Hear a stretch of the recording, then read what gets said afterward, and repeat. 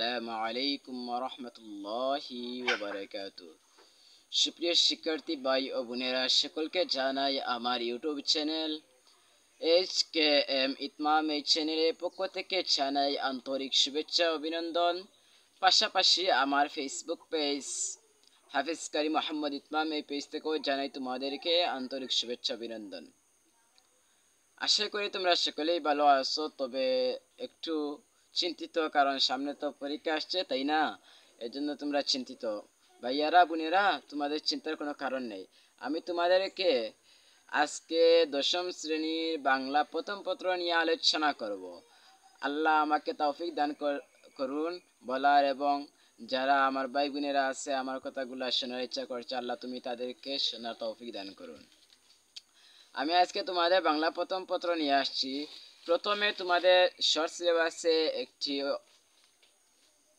একটি গদ্য আছে, এবং তোমাদের আবার পাশাপাশি সেটি অর্ধবার্ষিক পরীক্ষায় খুবই কমন একটি প্রশ্ন। কি বলছি? খুবই কমন একটি প্রশ্ন। সেই গদ্য নিয়ে আমি আজকে তোমাদের সাথে আলোচনা করব। প্রথমে জানতে হবে সেই গল্পের নাম কি। সেই গল্পের নাম হচ্ছে প্রত্যুপকার। কি বলছি? প্রত্যুপকার।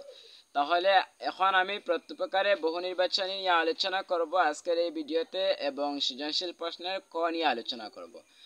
পরবর্তী যে ভিডিওগুলো আমি আপলোড করব সেগুলোতে আমি খ, ঘ, ঘ নিয়ে আলোচনা করব, অর্থাৎ তোমাদেরকে সম্পূর্ণ সাজেশন আমি দিয়ে দিব। তোমাদের চিন্তার কোনো কারণ নেই। এখন চলে আসো, প্রত্যুপকার গল্পের অনুশীলনী যে বহু নির্বাচনী আছে সেখানে তোমাদেরকে সর্বপ্রথম যে প্রশ্নটি করা হচ্ছে সেটি হচ্ছে, খলিফা মামুন কোথাকার শাসনকর্তা ছিলেন? তোমরা যদি পাঠ মনোযোগ সহকারে পড়তে পারো তাহলে তোমাদের এই আনসার দিতে কোনো কষ্ট হবে না, কারণ খলিফা মামুন কোথাকার শাসনকর্তা ছিলেন, তার আনসার হবে তিনি ডেমাস্কাসের শাসনকর্তা ছিলেন। তিনি কোথায়? ডেমাস্কাসের শাসনকর্তা ছিলেন। তারপরে তোমাদের একটি উদ্দীপক দেওয়া আছে, দেখো সেই উদ্দীপক হচ্ছে, এক বিস্ময়াবহ কাহিনী শুনিয়া নৃপতি মুগ্ধ হইলেন, বহুদিনের বিদ্বেষভাবে দূরে গেল, ভক্তিতে অন্তর আর্দ্র হইল, প্রেমের ছয় হইল, নৃপতির কণ্ঠে হাতেমের ছয় গান, তাহার কণ্ঠ বেদিয়া উত্থিত হইল, ধন্য হাতেম ধন্য তাহার খুল। তাহলে 2 নম্বর যে প্রশ্ন দেওয়া আছে সেই উদ্দীপকের আলোকে সেটি হচ্ছে, নৃপতির মাধ্যমে প্রত্যুপকার গল্পের খলিফার কোন বৈশিষ্ট্য প্রকাশ পেয়েছে? কি হবে? মহানুভবতা। কি হবে? মহানুভবতা প্রকাশ পেয়েছে। তাহলে তোমরা সেই বহু নির্বাচনী দুইটি, মাত্র কয়টি? মাত্র 2টি বহু নির্বাচনী আছে, তারও সমাধান তোমরা পেয়ে গেলে। এখন শুধু থাকলো তোমাদের কি? সৃজনশীল। সৃজনশীলের কর সমাধানও আমি এই ভিডিওতে দিয়ে দিব, আর পরবর্তী ভিডিওতে আমি সৃজনশীলগুলো আপলোড করে থাকবো। তোমরা আমার পেজটি ফলো করে, লাইক কমেন্ট করে, চ্যানেলটিও লাইক কমেন্ট করে শেয়ার করে আমার সাথে থাকবে। সৃজনশীল প্রশ্নের ক হচ্ছে, প্রত্যুপকার শব্দের অর্থ কি?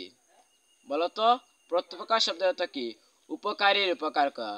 তাহলে আজকের ভিডিও আমি এখানে সমাপ্ত করলাম। তোমরা যারা আমার ভিডিও দেখতে চাও তারা আমার চ্যানেলটি সাবস্ক্রাইব করে আমার সাথে থাকিও, আর আমি পরবর্তী ভিডিওতে তোমাদেরকে সৃজনশীল প্রশ্নগুলো আপলোড করে দিব।